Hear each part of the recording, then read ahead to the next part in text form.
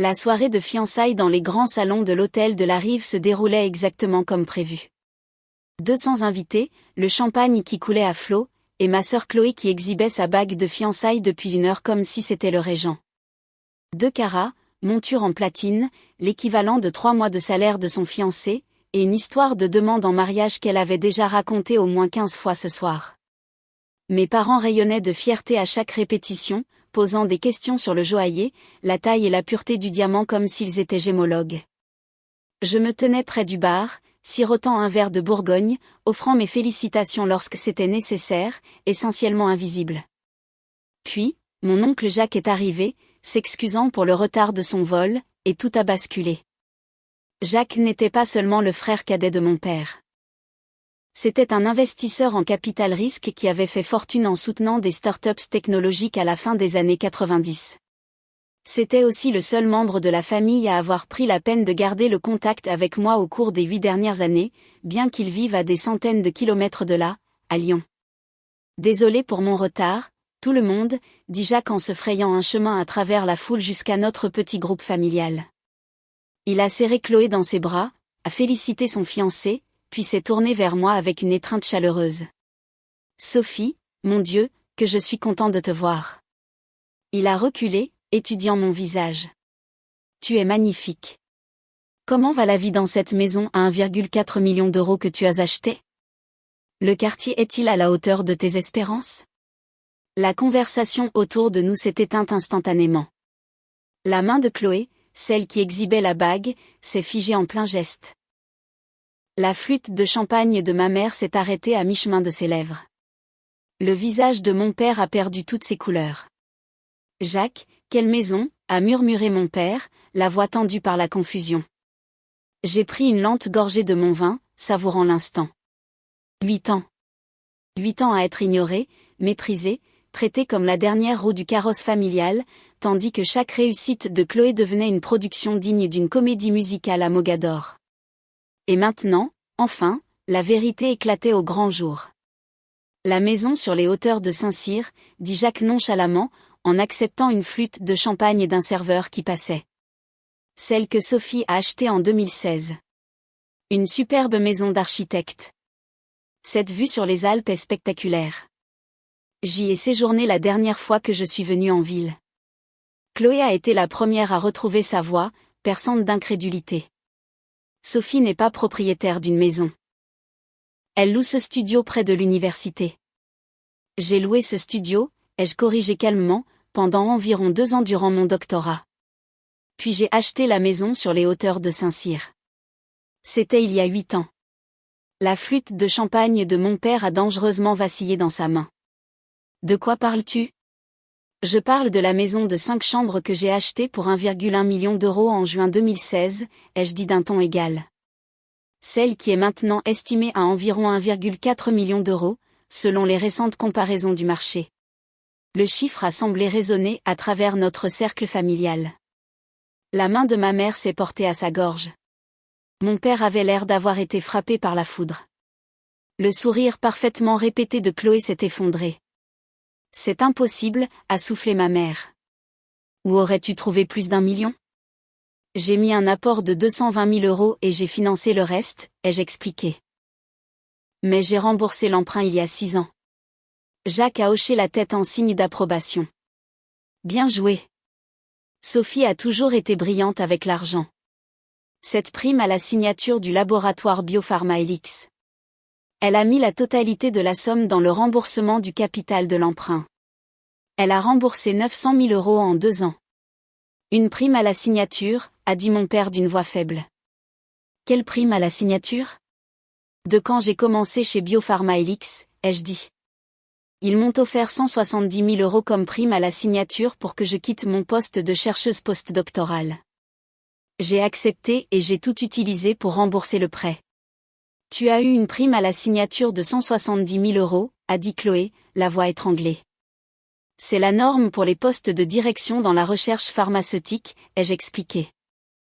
Ma rémunération annuelle actuelle est de 350 000 euros, incluant les bonus et les stock options. Le silence qui a suivi fut absolu. La flûte de champagne de quelqu'un a même glissé de ses doigts et s'est brisée sur le sol en marbre. Plusieurs invités se sont retournés pour regarder. Ma mère avait l'air sur le point de s'évanouir. 350 000 €, a répété mon père, machinalement. Par an. Le salaire de base est de 260 000 €, ai-je précisé.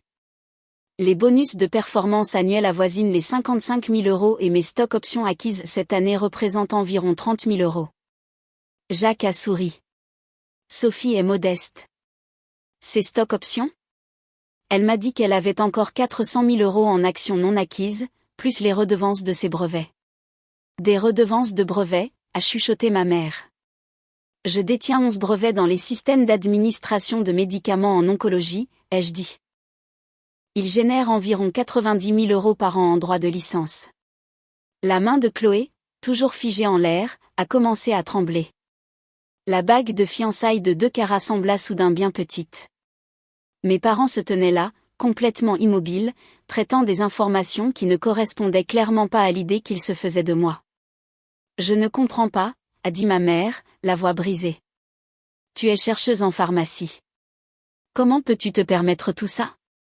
Je suis la directrice de la recherche en oncologie chez Biopharma Helix, ai-je corrigé doucement. Je supervise un département de 47 chercheurs.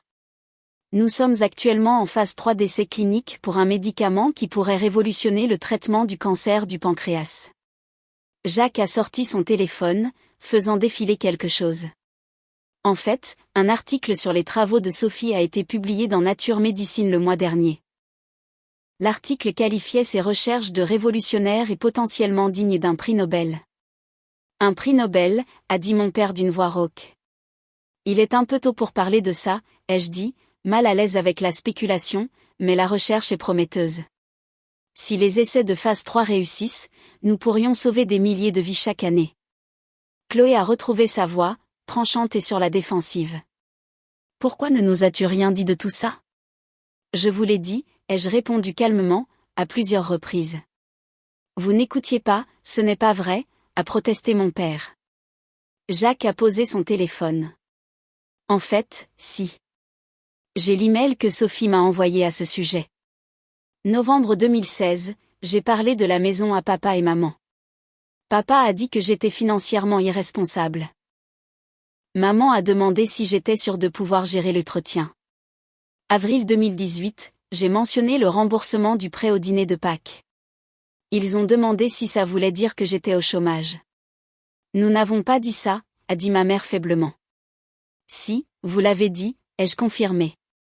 Vous avez supposé que rembourser un prêt signifiait que j'avais perdu mon emploi, pas que j'avais assez bien réussi financièrement pour éliminer la dette. Cette nuance parut blesser ma mère. Ses yeux se remplirent de larmes. La mâchoire de mon père s'est contractée si fort que je pouvais voir le muscle tressaillir. Mon oncle Jacques a continué comme si de rien n'était. Sophie, as-tu pris une décision concernant l'investissement dans la maison du lac? Cette propriété était magnifique. Quelle maison du lac, a exigé mon père. Il y a une propriété de luxe disponible sur le lac d'Annecy, a expliqué Jacques. 6 chambres, un ponton privé, 1 hectare de terrain. Sophie envisage de l'acheter comme propriété de location saisonnière. Pourquoi Sophie achèterait-elle une location de vacances, a demandé Chloé, la voix fluette. Pour diversifier ses revenus, a dit Jacques. Elle possède déjà 4 biens locatifs en plus de sa résidence principale. Ce serait sa 6e propriété au total. La révélation a eu l'effet d'une onde de choc.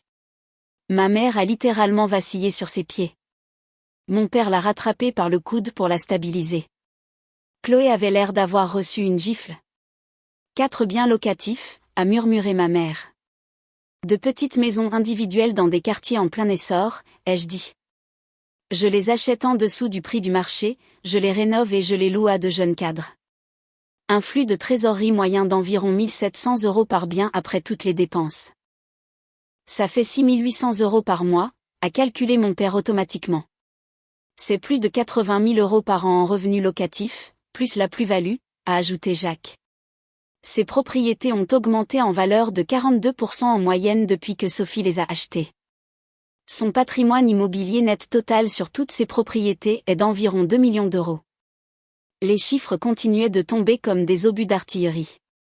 La main de Chloé, celle avec la bague de fiançailles, est retombée le long de son corps, oubliée. Mes parents se tenaient figés, essayant d'assimiler une version de leur fille qui ne correspondait pas à celle qu'ils avaient en tête. 2 millions d'euros en immobilier, a dit mon père lentement. Ça, c'est juste l'immobilier, a corrigé Jacques. Le patrimoine total de Sophie est plus proche de 3 millions d'euros quand on inclut ses comptes épargne-retraite, son portefeuille d'investissement, ses stocks-options et ses liquidités. 3 millions, la voix de Chloé n'était qu'un murmure étranglé. Près de 3 millions, ai-je corrigé doucement. Bien que ce soit des estimations, les fluctuations du marché pourraient changer le chiffre exact. La flûte de champagne de ma mère a glissé de ses doigts, rejoignant la première victime sur le sol. Cette fois, elle ne l'a même pas remarqué. Tu es multimillionnaire. Sur le papier, ai-je dit. La plupart est investie ou en patrimoine immobilier. La collègue de Jacques, le docteur Elisabeth Marchand, s'est approchée de notre groupe avec un grand sourire. Sophie, je ne savais pas que tu serais là. Félicitations pour l'approbation de la procédure accélérée de l'Agence du médicament. C'est une nouvelle incroyable. Merci, Elisabeth, ai-je dit. Nous sommes très enthousiastes quant au potentiel. Une procédure accélérée, a dit mon père d'une voix faible. L'agence a accordé à notre médicament contre le cancer du pancréas une désignation de thérapie innovante il y a 3 semaines, ai-je expliqué. Ça accélère le processus d'approbation. Si tout se passe bien, nous pourrions avoir l'autorisation de mise sur le marché d'ici 18 mois au lieu des 4 ans habituels. Elisabeth rayonnait. Le travail de Sophie va sauver d'innombrables vies. Elle est brillante. Tu viens au congrès à Genève le mois prochain? Je présenterai nos données préliminaires de la phase 3, ai-je confirmé. Présenter à un congrès à Genève, a dit ma mère. Le Symposium international de recherche en oncologie, ai-je dit. Je fais le discours d'ouverture sur les nouveaux mécanismes d'administration des médicaments. C'est un honneur assez important dans le domaine. Assez important, s'est moqué Jacques. Sophie est la plus jeune conférencière principale en 40 ans d'histoire du symposium. C'est un événement énorme. La voix de Chloé est devenue amère. Alors comme ça, tu es célèbre? C'est ça, le truc. Je ne suis pas célèbre, ai-je dit. Je suis respectée dans mon domaine. Il y a une différence. Tes recherches ont été citées plus de 4000 fois, a souligné Elisabeth. Tu as publié 37 articles évalués par des pairs. Tu as révolutionné l'administration de médicaments en oncologie. C'est plus que du respect. C'est la reconnaissance d'un véritable génie. L'éloge me mettait mal à l'aise, mais j'appréciais le soutien d'Elisabeth. Mes parents semblaient sous le choc. Chloé avait l'air d'avoir la nausée. J'ai besoin de prendre l'air, a dit Chloé en se frayant un chemin vers le balcon. Son fiancé a hésité, regardant entre Chloé et notre groupe, puis l'a suivi. Ma mère a commencé à vouloir les rejoindre, mais mon père l'a retenue. Laisse-les, Pascal, a-t-il dit doucement. Nous devons parler à Sophie. De quoi y a-t-il à parler, ai-je demandé.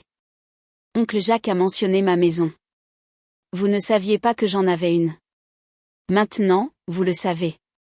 Fin de la conversation. Non, a dit ma mère, les larmes coulant sur son visage. Comment as-tu pu accomplir tout ça sans que nous le sachions? Parce que vous n'avez jamais demandé, ai-je dit simplement. Parce que chaque conversation sur ma vie était redirigée vers Chloé. Parce que vous avez supposé que, comme je ne postais rien sur les réseaux sociaux ou que je ne cherchais pas l'attention, je n'avais rien d'intéressant à partager. Jacques a hoché la tête. Je vois ça depuis des années. Chaque appel téléphonique, chaque réunion de famille. C'est le Chloé Show. Le travail de Chloé. Le petit ami de Chloé. Les fiançailles de Chloé. Sophie pourrait guérir le cancer, et vous demanderiez si Chloé veut un dessert. Ce n'est pas juste, a dit mon père. Ah non, a lancé Jacques. Quand avez-vous demandé à Sophie des nouvelles de ses recherches pour la dernière fois? De sa maison, de sa vie? Quand l'avez-vous traitée pour la dernière fois comme si elle pouvait avoir quelque chose qui vaille la peine d'être célébré? Le silence était accablant. Mon père a détourné le regard. Ma mère sanglotait ouvertement. Je peux vous dire exactement quand, ai-je dit doucement. Vous m'avez posé une question sur mes recherches il y a 6 ans, au dîner de Noël. J'ai commencé à expliquer mon travail sur l'administration de médicaments par nanoparticules et vous m'avez interrompu après 2 minutes pour demander à Chloé des nouvelles de son nouvel appartement. Vous n'avez plus jamais posé la question depuis. La précision de ce souvenir a semblé briser quelque chose chez ma mère. Je suis désolée, a-t-elle murmuré. Je suis tellement désolée. Pourquoi, ai-je demandé. Pour ne pas avoir écouté, pour ne pas vous être soucié? Pour avoir passé 8 ans à me traiter comme si j'étais moins importante que Chloé? Nous vous aimons toutes les deux de la même façon, a insisté mon père. Vraiment, ai-je demandé. Pouvez-vous me dire pour quelle entreprise je travaille, quel est mon titre, sur quelle maladie je fais des recherches, où j'habite, quoi que ce soit sur ma vie réelle? Le silence s'est étiré. La mâchoire de mon père s'est crispée. Les larmes de ma mère tombaient sur sa robe. Biopharma Helix, a fourni Jacques. Directrice de la recherche en oncologie. Cancer du pancréas. 2847, allée des Cèdres, sur les hauteurs de Saint-Cyr. Sophie supervise le développement d'un médicament révolutionnaire qui pourrait sauver des milliers de vies chaque année. Nous aurions dû savoir tout ça, a dit ma mère. Oui, ai-je acquiescé. Vous auriez dû. La voix de mon père est sortie, rauque. Que attends-tu de nous, Sophie? Rien, ai-je dit, et j'ai réalisé que c'était vrai. Je voulais que vous soyez fiers de moi. Je voulais que vous vous intéressiez à mon travail. Je voulais que vous me voyiez. Mais j'ai arrêté de vouloir ça il y a environ 4 ans, quand j'ai finalement accepté que ça n'arriverait pas, ça peut arriver maintenant, a plaidé ma mère. Vraiment, ai-je demandé. Ou voulez-vous simplement avoir accès à votre fille millionnaire? Voulez-vous me connaître, ou voulez-vous vous vanter de moi, maintenant que vous ne pouvez plus prétendre que je suis l'enfant décevante? L'accusation a fait mouche. Ma mère a tressailli. Mon père avait l'air anéanti. Nous n'avons jamais pensé que tu étais décevante, a dit mon père. Vous pensiez juste que j'étais moins impressionnante que Chloé, ai-je corrigé. Moins brillante, moins digne de votre temps et de votre attention. Vous aviez tort. Vous aviez catastrophiquement tort. Mais vous ne le saviez pas, parce que vous n'avez jamais pris la peine de regarder. Jacques a posé une main sur mon épaule. Sophie, peut-être que nous devrions. Je m'en vais, ai-je dit, le coupant doucement. C'est la soirée de Chloé. Je n'aurais pas dû venir. Sophie, s'il te plaît, a dit ma mère, tendant la main vers moi. J'ai reculé. Profitez de la fête. Célébrez les fiançailles de Chloé. C'est ce que vous faites de mieux. Je me suis dirigée vers la sortie, le claquement de mes talons résonnant sur le sol en marbre. Derrière moi, j'ai entendu ma mère appeler mon nom, mais je ne me suis pas retournée. Mon oncle Jacques m'a rattrapé dans le hall. Ça va? Je crois, oui, ai-je dit. C'était plus difficile que je ne le pensais. Tu as été parfaite, a-t-il dit. Calme, digne, honnête. Tout ce qu'ils avaient besoin d'entendre. Ils vont t'appeler, ai-je dit. Ce soir, demain, ils vont vouloir arranger ça. Peut-être, a concédé Jacques.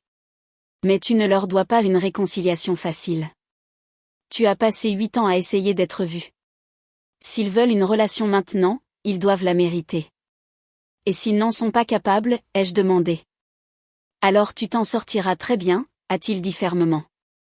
Tu as une carrière incroyable, la sécurité financière, un travail qui a du sens et qui sauve des vies, et des gens qui t'apprécient vraiment. Tu n'as pas besoin de parents qui ne t'ont accordé de la valeur que lorsqu'ils ont appris le montant de ton patrimoine. Il avait raison. Je savais qu'il avait raison, mais ça faisait quand même mal. Merci, ai-je dit en le serrant dans mes bras, de m'avoir vu, d'avoir été fier de moi. Toujours, a-t-il dit. Tu es la personne la plus accomplie de cette famille, Sophie. Ne laisse pas leur aveuglement te faire douter de ça. J'ai roulé jusqu'à la maison, sur les hauteurs de Saint-Cyr, ma maison d'architecte de 5 chambres avec sa vue sur les Alpes et ses finitions sur mesure. Vers la vie que j'avais bâtie avec ma propre intelligence, mon propre dévouement, mon propre travail acharné. À l'intérieur, tout était exactement comme je l'avais laissé. Le bureau où j'examinais les données de recherche et rédigeais des articles qui faisaient progresser la science médicale. La bibliothèque remplie de revues médicales et de manuels d'oncologie. La suite d'amis où mon oncle Jacques séjournait lors de ses visites. La suite parentale avec sa salle de bain spa et son dressing. Chaque pièce représentait un choix que j'avais fait, un objectif que j'avais atteint, un rêve que j'avais réalisé. Pas pour l'approbation de mes parents. Pas pour la reconnaissance. Juste parce que c'était la vie que je voulais. Mon téléphone a commencé à sonner. Ma mère. J'ai laissé le message aller sur la messagerie vocale. Puis mon père a appelé. Messagerie vocale, encore. Un SMS de Chloé, tu ne pouvais pas me laisser avoir une seule soirée. J'ai posé le téléphone et j'ai parcouru ma maison, pièce par pièce. La cuisine où j'avais organisé des dîners auxquels mes parents n'avaient jamais assisté. Le jardin avec son potager où je cultivais des légumes pour la banque alimentaire locale. Le sous-sol que j'avais transformé en salle de sport et espace de méditation. La colère à laquelle je m'attendais n'est pas venue. À sa place, il y avait juste une clarté, nette, froide, libératrice. J'avais bâti quelque chose d'extraordinaire.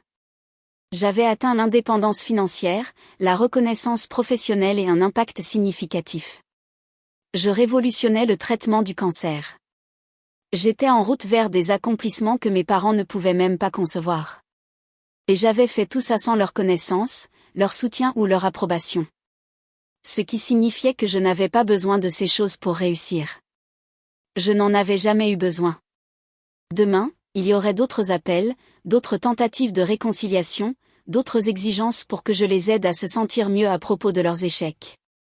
Mais ce soir-là, je me tenais dans ma maison à 1,4 million d'euros, entourée de 8 années de réussite silencieuse, et je me suis laissé ressentir tout le poids de ce que j'avais accompli. Sans eux, malgré eux, en dépit d'eux.